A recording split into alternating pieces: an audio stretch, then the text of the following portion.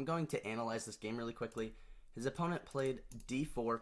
He responded with playing the Catalan against her, which she likes to play, and he apparently used to play a lot, but he hasn't been playing it recently, so I don't know why he'd go into this line if he hasn't been playing this for years.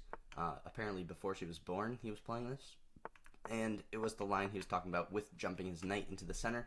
He hasn't played this in a very long time, and she knows this probably pretty well.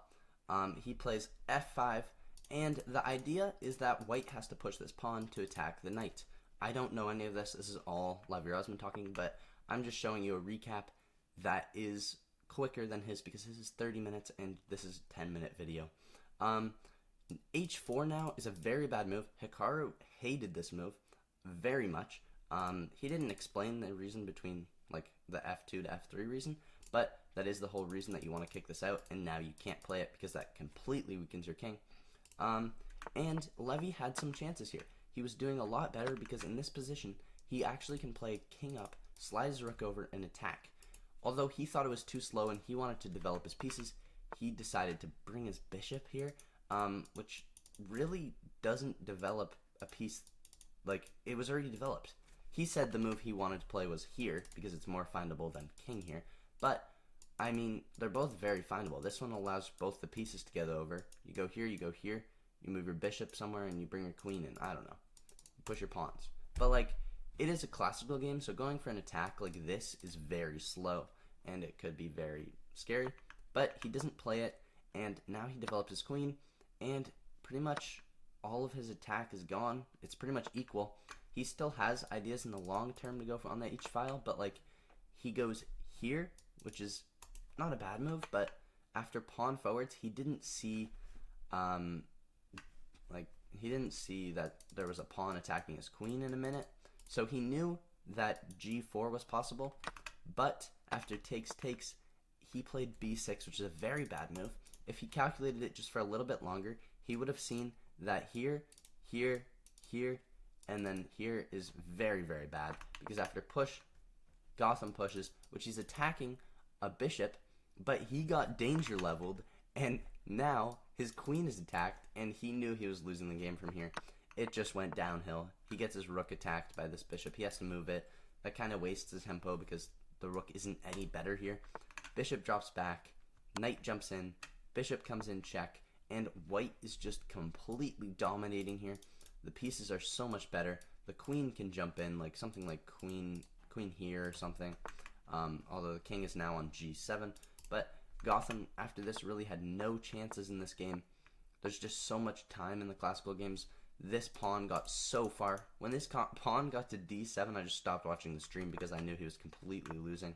Pawn goes forwards, and this is just an insane outpost.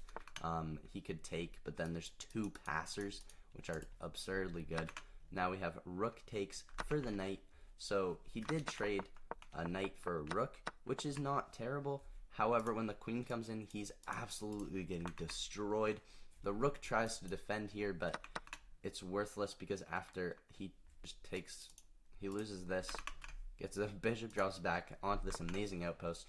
Rook slides over, queen drops back, rook slides over to the h file, trying to go for some attack, maybe like here and here, going for something, but it's completely defended. There's no idea behind it.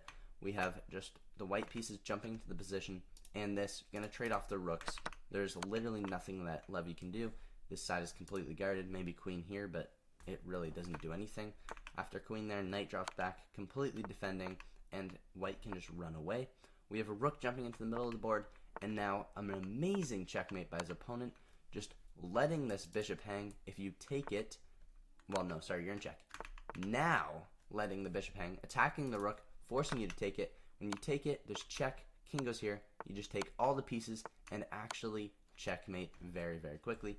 If he goes here, this is checkmate. If he goes here, it's checkmate in two. You can play here even, and everything's going to be checkmate very quickly. So he did lose this game, but I think that he could bounce back in this tournament. There's a lot of rounds, and there's 2 a day. He's probably playing one right now. But yeah, today I'll be answering the question, will Levi Rosman or Gotham Chess become a grandmaster? It's a pretty hard question because he has been making a YouTube series on it for 61 videos. So he's been training for most of those. Some of them have been his tournaments. He has had a couple good tournaments. However, this tournament and the last tournament have been quite bad for him. He has 0.5 out of 3 in this tournament so far. He drew the first game, then he lost the second game, lost the third game. As you probably know, he was like, I'm a human too. You guys are roasting me while I'm playing, talking to the grandmasters that were like, I don't know. But I was watching Hikaru's stream, and he's like, I don't even know what this guy's talking about. We looked at all the clips. There was nothing. It was pretty funny, but the whole chat was just roasting Hikaru. But back to the actual question, will he become a grandmaster? I believe the answer is yes, if he spends enough time doing it. You can see his ratings 2353, and after this tournament, that's going to go down a lot. He needs to get to 2500, and that's going to require him beating a lot of good players and a lot of young players. He has played a lot of really young players that are very good in New York, so if he does travel to play a tournament, I think it will be a lot better for him. And I also believe if he stays off social media while he's playing events, it will do a big favor for him. Maybe if he's winning events and playing very well, it will be okay. But as Hikaru said, when he's playing bad, it just makes him play worse. But when he's playing good, it makes him play better. So, yeah, if this guy actually locks in, stops looking at social media, I believe he can probably turn this tournament around. But it's not looking so well for him. So, yeah. Thanks for watching. Please like, comment, subscribe, and I'll see you in the next video. Thank you.